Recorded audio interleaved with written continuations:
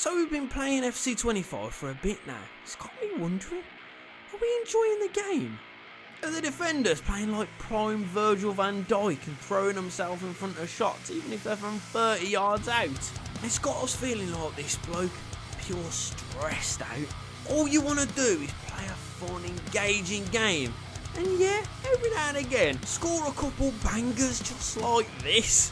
Well, fret no more. CMK's got you covered. This set of sliders will have you scoring like a war veteran in a nursing home. Right, geezers, we are back with some sliders version 2. And yeah, quite a big amount of changes that has happened with the normal map settings. Not a fat lot have been changed, to be honest. But I will go over them towards the end of this video. But we're going to go straight in with the simulation sliders because this is where the biggest changes have happened. Now, like we did last time, wind effects, I like them. They definitely shouldn't be off. I think they should be low. Low or dynamic? I'm going to go low because I feel like they have a massive effect on the game. Now, medium, yeah, it's not too bad. Dynamic speaks to me though, to be fair. So I'd go dynamic if you just want just craziness, constantly changing, whatever. But I'm going low. I've liked it low. I think the weather effects being on of give us that little bit of difference from game to game. So we're going to go with low. We're going to go with on. But I'm very intrigued by dynamic. I've got to be honest. But when it comes on to the rest of the sliders, sprint speed has been a big old change. I've got to be honest. Now, from previous sliders, you know what I'm like. I like the game to be nice and slow. I like it to be methodical. I like it to be realistic, really. And I think at 33 is where I'm sitting at the minute. You could probably go a little bit further down, probably to 30. But 33 is a real sweet spot for me. Nice and slow, not too fast paced. Again, it's just one of those things that if you want it to be nice and realistic, but if you want it to feel arcadey, stick it up a bit. But I would say between 30 at the minute and 33 would be perfect. But this is where I've changed it. Now, constantly been on 51, 50 maybe. I'm lowering it to 47 because I think that's where the issues are being caused. Acceleration seems to be like wildly dynamic. 1 second your acceleration, they're knocking the balls in front of them and they're losing balls, and the other team seems to be way quicker than your players at times. And I don't know if that's the difference between sprint speed and acceleration, but I've lowered down the acceleration for both user and CPU. Like that, it changed, and straight away I was starting to enjoy the game a lot more. I was starting to kind of experience differences in the game. Every single game seemed to be the same, whether I was playing against bloody Man City or Brighton or whatever, especially in the Wolves rebuild. And then all of a sudden I changed this down, and every single game felt different. Playing against AC Milan, playing against Inter Milan, playing against Chelsea, they all seemed to be different, and it was really, really nice, really refreshing. So we're going with 47. Shot error is still quite high. We're still on precision shooting as well. But again, it just gives us that variedness of shots.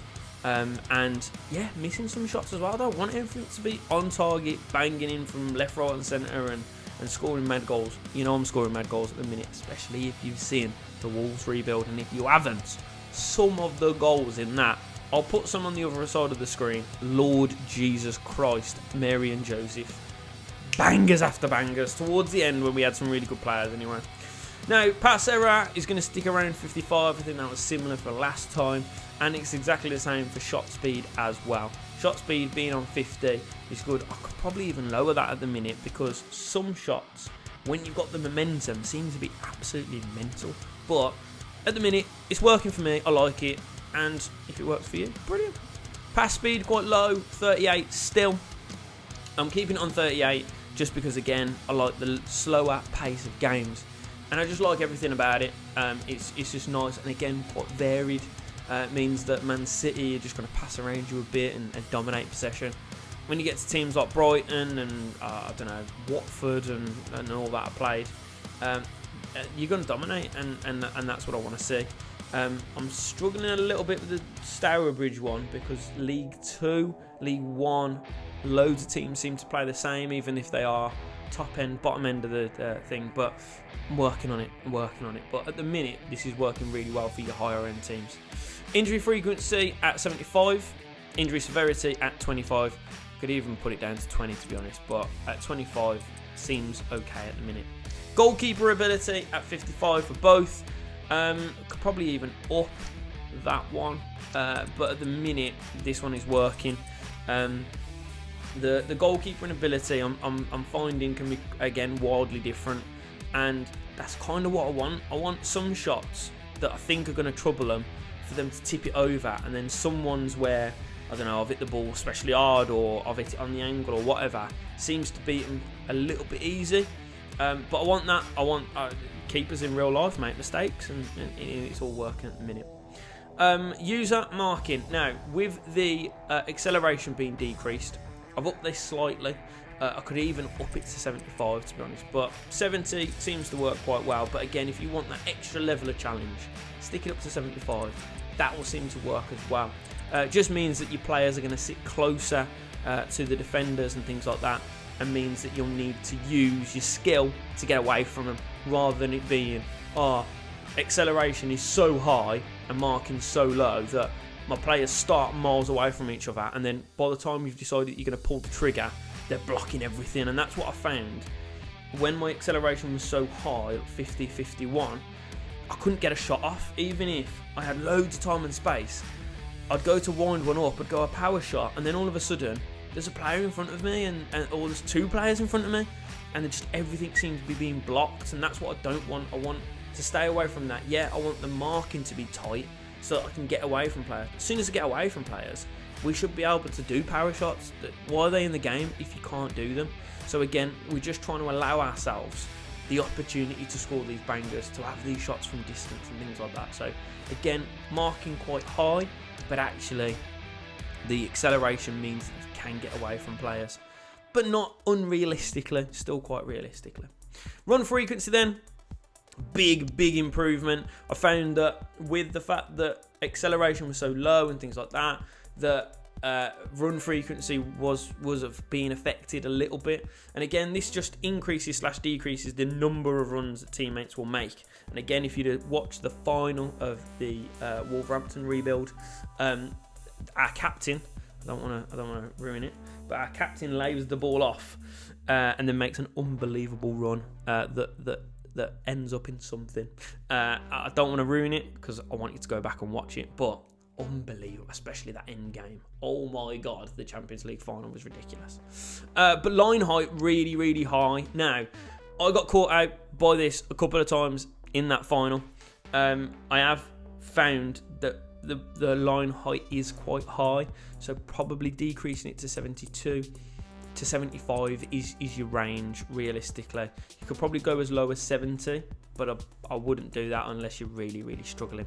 And realistically, if you're setting your team up right and you're not playing two ball playing centre backs and you got two wing backs like I did in the final, you won't get caught out as much if you're playing a couple of full backs and a defender and a stopper or something like that. Just so that you've got that balance at the back with maybe a box-to-box midfielder, you'd still be able to kind of use it effectively. So for me, 75 is looking good. But again, if you want to decrease it to like 72, that would be okay as well. So line length then is 38. Now, again, quite compact, and it's stretched from the length of the pitch. So from goal to goal, basically, that's what you're looking at. And looking at realism again, lots of games are quite tight. They get played in that midfield area, and then if they get a little bit of space, they can pop off a shot or they can dink a ball over the top, which is what I'm trying to replicate really. Obviously, that doesn't mean that all the games are going to be played in that kind of middle third, but the defending team will drop quite deep, but that means their strikers will drop quite deep as well. And again, with the acceleration being decreased this time, it is opening up gaps in that midfield that you're able to exploit. So even though that seems quite compact, quite more compact than what we've done previously, and the things I've been moaning about kind of directly linked to that. It's actually been helped and kind of rectified with that acceleration side of things. But again, just play around with them a bit as you see fit. Line width though, from side to side, is pretty much in the middle. It's 50, isn't it? 50-45. It's not much of a change, but again for me, 45 seems a real nice fit. But your fullback positioning has been a massive change. I think we were down the other side of 50 last time. Now we're up at 70, and that just means that your fullbacks are going to be bombing on. I had found that I was struggling again in attack, and I was basically having 2 attacking wing backs to just try and eke out some of that attacking kind of area for our fullbacks. It was really difficult to get them up pitch. By changing this so drastically, I found that it is quite nice. Again, the range that you could be using, 65 to 70, but for me, I'm really enjoying 70. I've started recording the next average episode, and 70 is really working, especially for one of the fullbacks that I've just signed recently. Then first touch control error is going to be at 67. 67 again is one of those areas where you could probably up it to 70. You could probably decrease it to 65, but I wouldn't move it much more than that. Again, it slows the game down. It means that balls that you ping from left to right, and those diagonal balls that I absolutely love, are not going to stick with your wingers every single time, and you can't just take them on the sprint. You have to stop. You have to be kind of considerate around where you're going and how quickly you're doing things, because if you try and do things too quickly, what happens? Your pass error suffers, and your first touch is not going to be great. People are going to nick it off you. It's going to go out of play. So again, those are your simulation settings. I think they're really working nice at the minute. They're in a sweet spot. And I know we've just had a system update that's obviously changed the game a little bit. And this, for me, is nice. Got to be honest. Now, I've changed these a little bit as well, which is your CPU sliders. Now, again, we're sticking on custom. I don't like the presets. They don't work for me. But tackle aggression, we dropped this down. Now, we've dropped this down because, again, one of the things that I was finding is that when we were doing gameplays where with the acceleration dropped and things like that, I was still finding that they would fly into tackles mentally for some random reason to block just shots that were from ridiculous angles. Now, again, I know in real life that's what people do. They try, but they don't make a specific effort to block shots from miles away. And I was just unable to pop off a shot from anywhere. Doesn't matter whether it was from just outside the box or from like 35 yards away.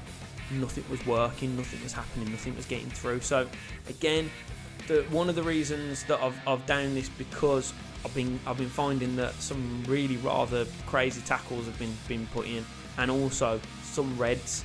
I started playing with Stourbridge the new season, and in the first game of that episode, my God, there could have been about 5 people sent off, and there was one person that was sent off eventually. So again, it's just one of those things that I've had to decrease a little bit from like 70, 65 down. You could even go to 60, but 63 still has that challenge, still people blocking things, but actually it's not that bad.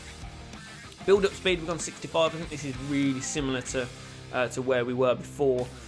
65 seems like a nice little space between like a Man City just popping the ball around you and going straight through on goal every single time, and your teams that set up a bit more of a low block. I think Villa are one of those on this game actually, where they're a bit more counter-attacking, and I've found that games against them are quite open, really nice, and the way I play, the way they play, it actually makes for a really fun game. Shot frequency, 65, maybe up to 70, depending on what you want. But in one of the finals that I played with the Wolverhampton Wanderers career mode, Guirassy had a shot from like 35 yards which hit the post. I really like that, and I'm seeing that from a lot of other creators as well. I watch a load of career mode, But one of it was Barfy Boy actually. Barfy Boy's Chelsea rebuild.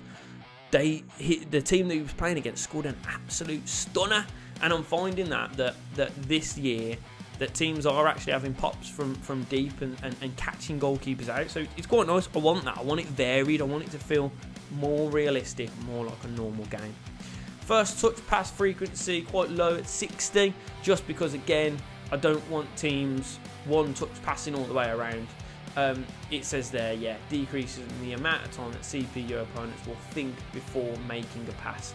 Does not affect relative attribution driven differences between players. So again, it does.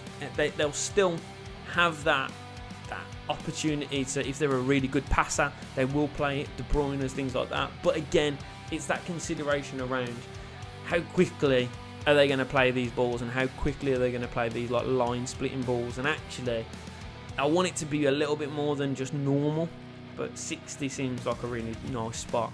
Maybe up to 65 if you think that that's going to add a little bit of challenge to the game. Crossing frequency up at 80. I don't even need to explain this. For years and years and years, we've had trouble with teams not crossing the ball. I'm still finding it, to be honest. Could probably up it to 85, but at 80 for me works. Dribble frequency 65. Again, another one that could be put up. Do you want teams just running at you constantly, or do you want them passing around you and things like that? I want a little bit of both. So again, at 60, upping it from just the baseline to 60, 65 works for me. And again, 65 works. Skill move frequency. I really like this, and I found it with a couple of players. One player that you probably have noticed as already if you've been playing the game enough, Lucas Paqueta, seems to pull out the same trick every single time. He played for West Ham, obviously. He moved then to Newcastle, and I think he moved to AC Milan. And again, one of these players have come up against a couple of times and thought, bloody hell, who's that geezer that's doing all them skill moves? Lucas Paqueta every single time. But I have seen, especially upping it to 70, I've seen a lot more players doing it as well. So you could potentially, if you like that feature, I personally do, you could up it to 75. But 70 seems to be working at the minute. It seems to be a little bit more realistic as well. All the other stuff, again, training plans and things like that, I go with manual automated, and I am actually going to put my my training preset in this video, so I'll show you that in a second. But then if we go into this preset, now, again, change it if you want. This is not kind of a definite thing, but for me this is working. So I want them to be on all-out performance if their sharpness is lower than 40. 40 or 30 I would go with. So make sure that they are all-out performance if their thing is lower than 40. So their sharpness being lower than 40 means that they will increase that as soon as physically possible. Performance focused. I want them to be performance focused. So a little bit less when they are at 50. Okay, so time that they get to 50, I want them to be performance focused. Okay, it's going to be really important, but these are the most important ones, I think. If their fitness is lower than 60 or 50, then they should be on all-out energy. Okay, they should be working as quickly as possible to get back to that all-out, that 100%. Okay, and they should be energy focused when they are less than 70. So when they get to that 70 mark, you can ease it off a little bit. They'll be more back towards that performance focused. Okay, so again, it's one of those things that seems to be working for me at the minute. I literally just left it, let it go, set it and forget it, and then all of a sudden my players were relatively sharp if they weren't playing, but then quite knackered if they were playing. And then they'd have a couple of days out.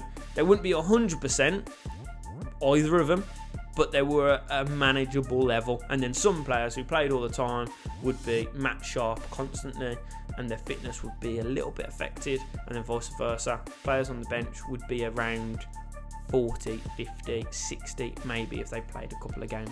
So again, this is one of those things that just work for me. have a go with them, try them. I would always say, this performance, all-out performance, maybe 30, 40, or even 20. And then this one, quite high. You'd probably want it on 70 or 80 when it's to be energy focused. But these ones in the middle, you need to have them around 50%, because if they're low on energy, you want that quick, sharp, boom, get them back in. And if they're performance focused as well, you want them to be buzzing back up to that performance. But I'd much rather have a player that's ready to go in terms of energy than struggling for performance, because for me, I'd rather have them on the pitch than be and playing most of the game than be tip top in terms of sharpness and only play half the game, because I want them for most. And then last of all, then, so looking at the gameplay settings, competitive preset as always. Shot assistance should always be on precision. It just gives those freak goals that, again, if you've not watched the Wolverhampton Wanderers rebuild, go and watch it. Some of the goals in there are absolutely mental. Time finishing, don't mess with it. Then you've got passing. So through ball assistance, keeping it on manual. I like manual. It seems to really work well for me. Lob through pass, be on semi. Ground pass assistance. Now this is where we've changed from last time. I actually think they've done a little bit of work on ground passing. I don't know if it's just in my head, but semi seems to be working a lot better. I was on manual previously. I've now moved back to semi just because, again, one, nice and realistic for me, but also it still gives a bit of that challenge without it being too challenging. Cross assistance, we're back on semi as well. Spent a little bit of time on manual, and then it seemed to change again, so I tried it on semi, and it's working again for me. It's what I prefer, and again, it's one of those things that we're looking for realism, we're looking for challenging, but we're not looking for it to make us our heads explode, you know what I mean? Lobbed pass assistance, I like it on manual. Again, I like my diagonal balls from left to right and things like that, so again, it works really well for me. I've been playing around with this lately as well. Pass receiver lock, I've left it on late, and it actually does work better. It's way better for it.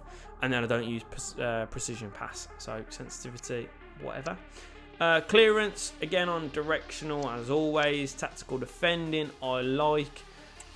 If you're going to go with anything, go with advanced. I don't even mess with legacy. It's not even on there. That might be in the preset actually. But advanced or tactical, I like tactical. Pass block assistance on. Yeah. And all the rest of the stuff is exactly the same. I'm not going to go through it because it's just going to take too long. I like the trigger effect as well. It means that the small resistance in the L2 and the R2 when people start to get a little bit tired. And then other than that, I think that's about us. So camera, stick with legacy, and I always stick on these values here. I'm not going to go through them, but for me, they're nice. So, with that being said, geezers, that is it for Settings and Sliders Volume 2. Again, I'll be looking to get Stourbridge and rebuilds out on Saturdays, and then you're looking at the Settings and Sliders videos will be every 2 weeks, every 3 weeks on maybe a Wednesday, Tuesday, Wednesday. So whenever I can get them out, I'll do them for you. But that is it, geezers. It's much love from me. I'll see ya very soon, and peace.